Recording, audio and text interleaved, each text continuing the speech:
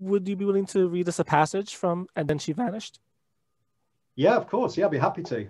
So I was thinking the obvious one to read would be something like just go straight in and read the prologue, but we've kind of covered a lot of the setup of the book. Mm-hmm. So I thought it might be a bit more fun if I actually go in and read a little section. So if I just sort of give you a little bit of background about where we're at, because I'm going to dive right into the middle of the book, because it's just a little section that I was really pleased with, and it kind of sums up, I think, the style of the book as well. So if that's all right, I'll read from there. But if I just explain how we've got to this point. So Joe has discovered that through this latent ability, through hypnosis, that he can think his way back through time. But there are all these rules that he doesn't understand. So he's got a very old friend of his who he's not seen for a long time, and he goes to visit him. And Mark, his friend, is a physicist. So this is based on the friend that helped me with my Excel spreadsheet. And Mark is a physicist, and so Joe has to go to a physicist and basically tell him that he can time travel. So it's the kind of conversation between these two and trying to persuade somebody who's obviously extremely academic that, you know, you can time travel. So here we go. This is Joe visiting Mark. I know Mark. Once I start, he'll become a question machine, and I want to give him the answers he deserves. Also, now I'm here, I realize that every step on this journey needs to be a deliberate one. Each decision will either move me closer to saving Amy or further away. Coming here today was the right move. Now I just need to win him over and gain not only his wisdom, but his support. I believe he's the key to unlocking full understanding of my abilities. So what's this all about? Mark asks. You said it had something to do with Amy? It has everything to do with her. Okay then, he says, I'm listening. And so I begin to tell him. I get as far as hypnotherapy led to accidental time travel when he raises a hand and stops me, a deep frown etched into his forehead. Sorry, you mean you lost track of time and had some kind of episode? No, I mean I time traveled. Mark takes a sip of tea and nods calmly.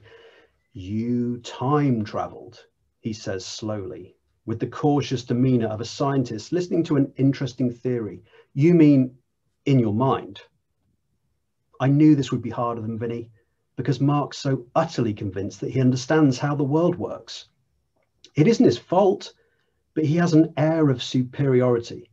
He looks as though he's deciding who to call on my behalf. I press on regardless, explaining that after the accidental jumps, I managed to do some specific and surprisingly controlled ones.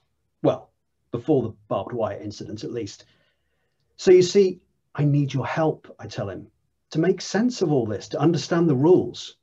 Joe, he says soberly. For example, why did I only stay a few seconds at the fair? That's enough, he says, placing his cup down. Why are you doing this to yourself? I know it's hard to believe, Mark, but it's real. Real? Let me tell you what I know for sure. I'm sorry, but it isn't my help you need. He stands and paces the room. Is this what you came all this way to tell me? I hold his gaze and my nerve. You told me once that you believed my viewings were given to me for a reason.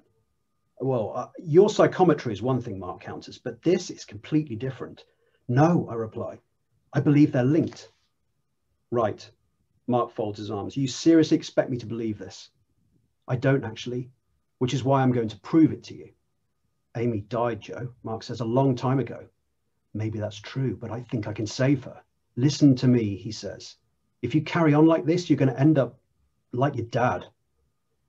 The air freezes between us. 1,000 possible replies clambering at my throat. Mark sits down again. Yet another problem you haven't dealt with. You need therapy, Joe. You need to face the truth, accept what's lost and move on. But what if I can prove it to you, I say, more firmly this time? What then? He smiles. Prove that you can time travel. I nod and he points to a fedora hanging on a row of hooks. If you can prove it beyond any reasonable doubt, I will eat my hat. I grin. Then I hope you're hungry.